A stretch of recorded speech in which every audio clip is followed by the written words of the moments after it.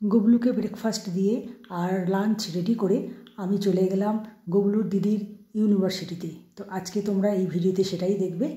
রাধে রাধে বন্ধুরা, ইন্ডিয়া মণিপুর থেকে গুবলুর পরিবারের আরেকটি নতুন ভিডিওতে সবাইকে স্বাগত। অল্প একটু চিনি দিয়ে ছানা আর গরম গরম ছানা আর তার সাথে রুটি এই নিয়ে চলে এসেছি গুবলুর কাছে ব্রেকফাস্টের ভোগ নিবেদন করতে। তো গুবলুকে খাইয়ে দেওয়ার পরে আমি খুব তাড়াতাড়ি লাঞ্চের রান্না করে আমি কিন্তু বেরিয়ে যাবো আজকে একটা কাজে। তো দেখো আমি কিন্তু চলে এসেছি। আমি এসেছি আজকে গুবলুর দিদির ইউনিভার্সিটিতে, আর সেখানে আমাদের কিছু কাজ রয়েছে। তো ভাবলাম তোমাদেরকে দেখাই এখানকার পরিবেশটা কীরকম। তো খুব তাড়াতাড়ি করে আমি আজকে রান্না করেছি, খুব অল্প করেই রান্না করেছি। ভাতটা কিন্তু আমি করিনি, ওটা আমি গিয়ে করব, কারণ ঠান্ডা হয়ে যাবে। আর দেখো এখানে গাছপালাগুলো কত সুন্দর, আর অনেক ফুলের গাছ রয়েছে। গাঁদা ফুলের গাছ এর আগে যখন এসেছিলাম তখন কিন্তু অনেক বেশি ছিল, এখন অনেকটাই শুকিয়ে গেছে, অনেক গাছ দেখছি নেই, তবুও রয়েছে কিছু কিছু। তো চলো আমাদের একটু অফিসের ভিতরে ঢুকতে হবে, এখানে আমাদের কিছু কাজ রয়েছে। তো আমরা এখন ভিতরে প্রবেশ করেছি।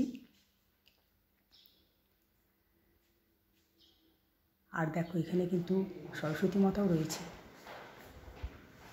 তো আমাদের এখানে কাজ শেষ, আমরা এখন বেরোচ্ছি, এখান থেকে বেরিয়ে যাচ্ছি। আর বাইরে দেখো রোদ এত বেশি, রোদের কিন্তু অনেকটাই তেজ রয়েছে।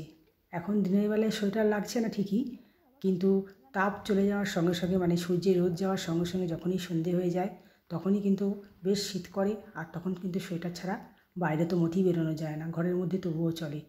তো এখানে দিন আর রাতের মধ্যে তাপমাত্রার বেশ ফারাক রয়েছে। আর দিনের বেলায় রোদটা এতটাই চড়া যে ছাতা না হলে যাওয়াটাও মুশকিল হয়ে যায়, ভীষণই কড়া রোদ। আর এদিকের গাছগুলো দেখো একদম কাটিং করে কি সুন্দর, তাই না? কত সুন্দর লাগছে দেখতে। তো আমাদের এখানের কাজ কিন্তু মোটামুটি যা করতে এসেছিলাম সেটা আমাদের হয়ে গেছে করা।